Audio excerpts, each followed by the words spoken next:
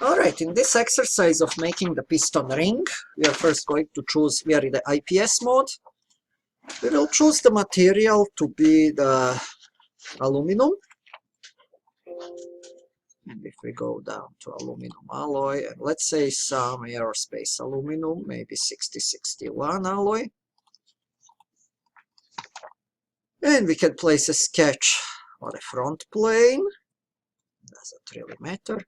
And I'm going to make a center line. And that center line is going to be a horizontal. And dimension of the center line is going to be a 2 plus 9/16. 2 plus 9/16 inches. And there is my center line. Now I can start placing the one rectangle. The first rectangle that I'm going to place will be anchored here at the origin. And its diameter, so I will specify the diameter so that you know that this will be a profile for revolution. I will click on a rectangle on the outside line, on the outside horizontal line. Then I will hover over the axis, click on the axis. As you can see, I can put my diameter. And let me make the central one, which is 0.867. So diameter of 0.867. And the length of this will be, actually I'm going just to specify length from this point, from this line to the end point, and that length is a 3/4. That's my first feature. Now, I can just revolve this one and keep the sketches extremely simple. So if I go to the revolve base, as you can see, there is no other option, so it automatically pick up and blind revolve. Click OK. Now, I can continue sketching. I will place a sketch, new sketch, again at the front plane.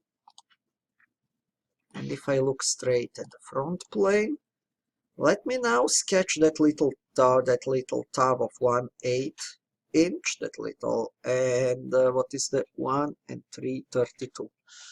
1 and 3/32. So, how I'm going to do this? I'm first again going to make a center line, will be coincidental with those two.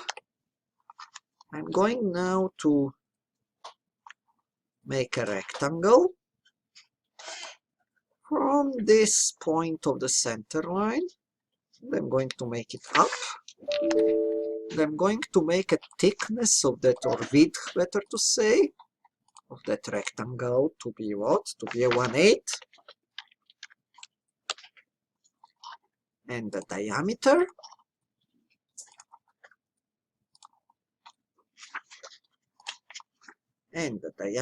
is going to be, what is that? 1.32. 1 plus 3 divided by 32. And I will close this sketch. Now, before I proceed further, I am also going to change I will go to my options, document properties, and I'm going to change the units to display at 3 decimal points, because the drawing obviously requires a 3 decimal point display. Okay, and click OK. And I will change, if I click on annotations, and right click on annotation, then left click on display annotation, right click on annotation again, and show features dimension. It will show dimensions as we progress. Okay, so now what we can do, we will click on the features, and we will revolve this piece. And what will be the key information here when we revolve it? We will need to have that box. We have two options when you build a new boss. To build it as a separate part, as a separate object, or to merge it together with existing object. object, with the existing feature. So the box which says merge together, we need to be clicked on. So if I click on revolve boss base, again, there is only one option that we have. And this merge result box need to be with a check marking. What on most of your systems by default is, unless you take it off. So if this is not in, what will happen? It will create two overlapping bodies.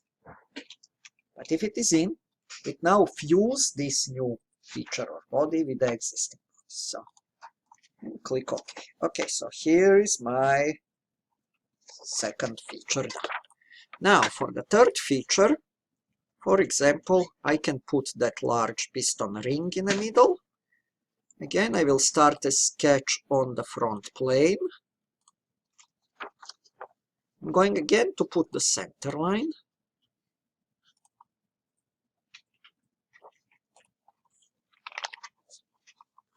And I'm going to make a rectangle somewhere here of arbitrary size. I'm again going to dimension the height of this rectangle as a diameter. So I will click on the horizontal line, click on the axis, place it somewhere there. And what is this one? 1.884. 1.884. Now we need to do the two more things. We need to specify the position, and we will lock the position by clicking on this line, and as it is dimensioned,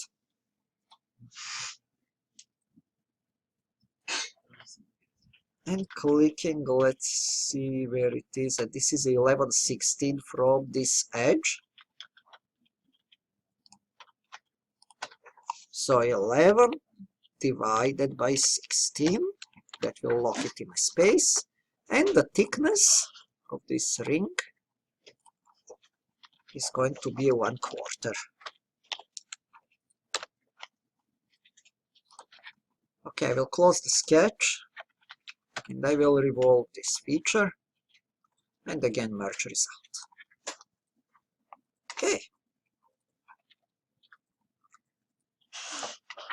And now I do have to do something. One more feature, and that will be a cylindrical feature at the end, which is going to be a boss 3/4 in length and 9/16 in a diameter. So I'm going again to sketch on the front page, on the front plane. I will place my center line, extend it, and I know that the total length from here to the end of the center line is going to be a 3/4.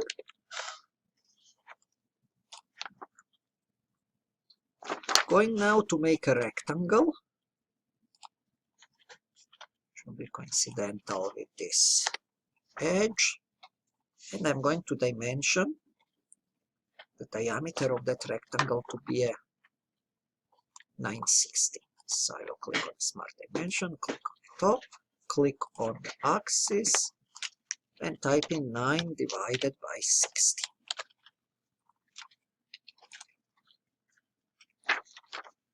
And I'm going to revolve this feature. Again, revolve boss. There is only one option. Click OK. Okay. Now I can put the hole in the middle, and that hole will be a 1/2 hole with a depth of 1.5, and that hole will be just a simple hole wizard. So I'm going to click on the hole wizard, and I'm going to click on a simple hole, NC inch, and I'm going to choose the size 1/2,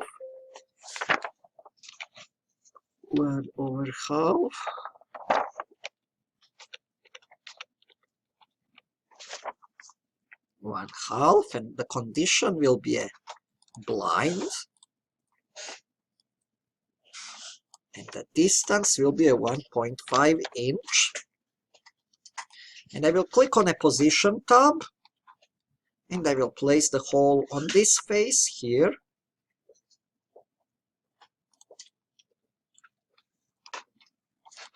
Position tab and place the hole somewhere on this face, and it will be anchored in the center.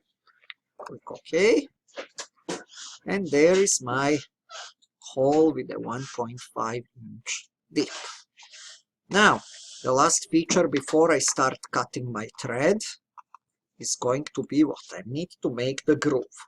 I need to make this groove on a side, and actually there is the way to do this will be by using a revolved cut. So what we will do, we will make another sketch, and we will make a little rectangle, and we are just going to revolve cut that rectangle, and that will make our groove. And then the last operation that we have to do will be to make the thread. So let's make the groove. Click on a sketch, choose the front plane,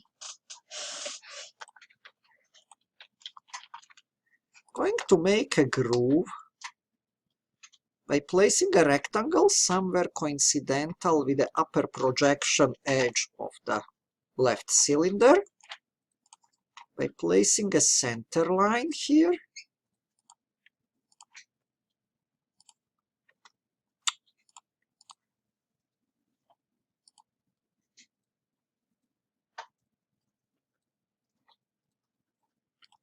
horizontal, and now by dimensioning this groove. Well, we know that the width of the groove is going to be 0.095. We know that the height of the groove is defined by actually diameter of the bottom. So we are going to click then on this line.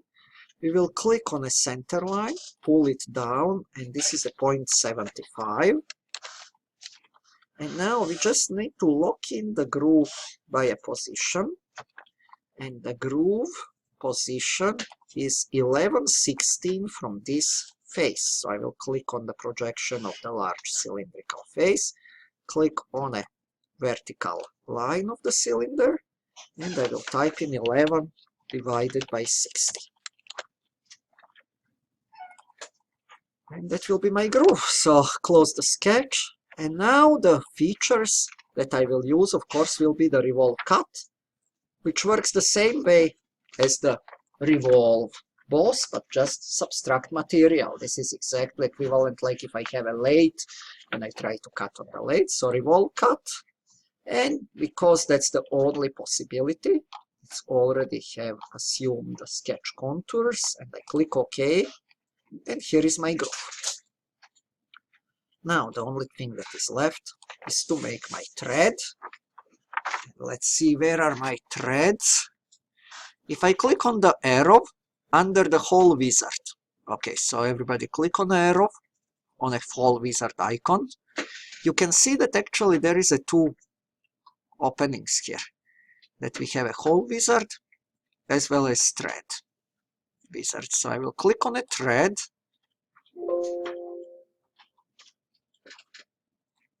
and it again gives us a warning that actually production, and okay. Now, how we specify the thread? Thread location will be by the end of the cylinder, and then we will specify the length, and then we are going to specify the type of the thread. So what is going to be a type of the thread? So thread location is going to be measured from here.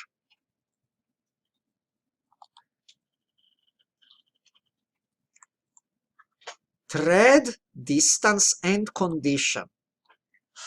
We can have blind, what means that we specify the length of the thread. Okay, let's say. The other two ways that we can specify is that we have a thread, let's say, up to this edge or up to this plate, or that we have, let's say, 20 turns of the thread. So those are the three possible ways to specify the thread.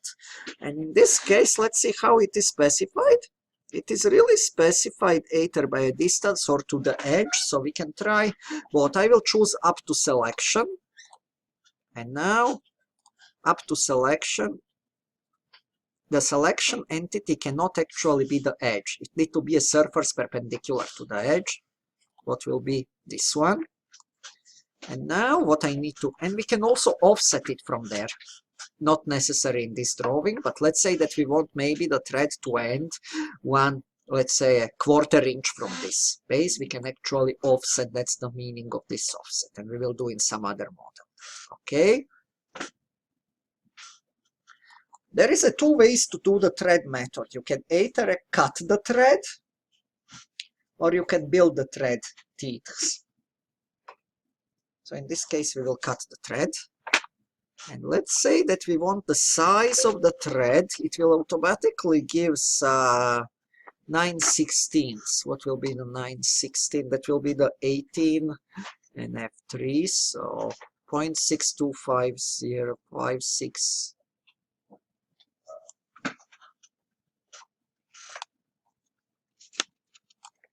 Actually see the standard, what we will do, inch die.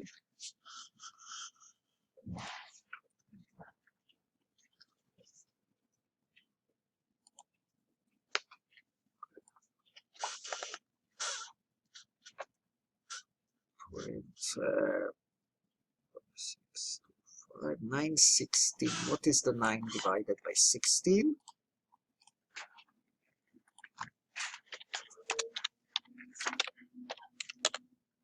5625. Okay, let's see if we have such die.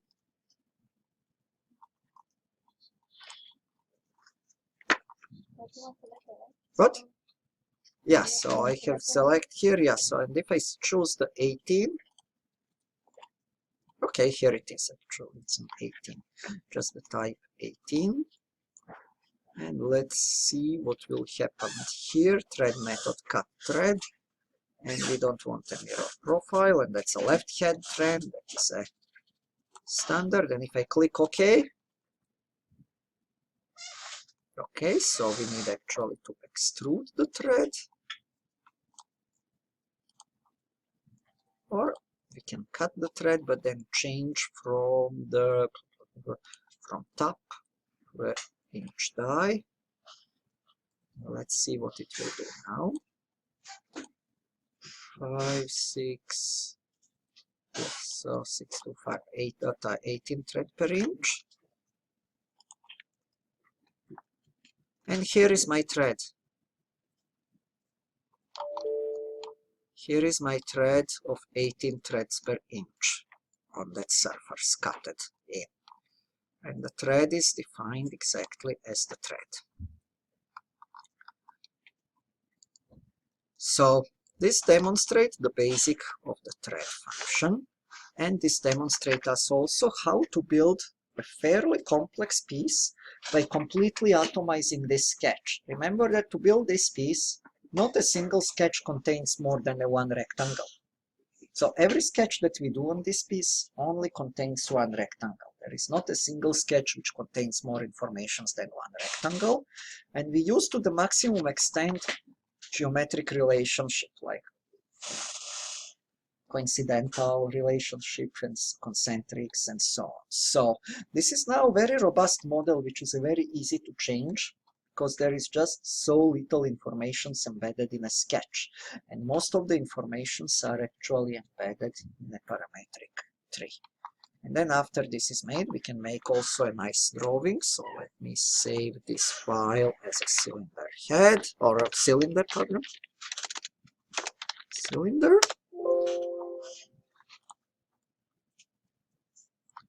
And if we make drawing from part,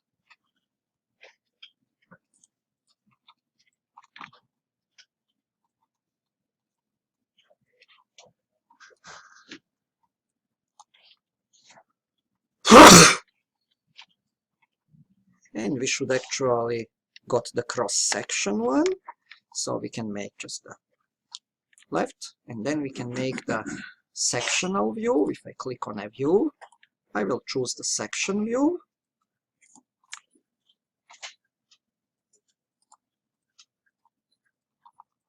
And look how actually the thread is now actually functional there. And if I choose the section view, also I can choose that I don't want to thread that I don't cut the thread. Let's see, there is a actually not on the part, that will need to be on the assembly mode. However, here is our nice sectional view, and what we can do, we can now put all of the dimensions and complete the drawing. Okay, and this completes this first demonstration for today. So we'll learn how to minimize the number of informations in a sketch and how to use the external thread.